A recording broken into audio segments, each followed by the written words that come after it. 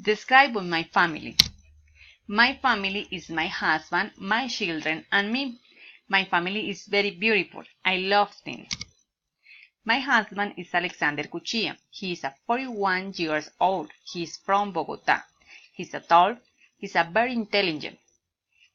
He's a cadastral engineer. Alexander is very funny. He's a good father. Hi, we have two children. My older son is Alex Felipe. My youngest son is 6 years old, but wherefore is in Bogota. My youngest son is a first grade. My older son is a fifth grade student in the same school. Alex Felipe is very thin. He has black hair. He is a very neat and responsible. Felipe is very playful. He is a very whiny. On the other hand, Juan Jose is very beautiful. He is a brown hair.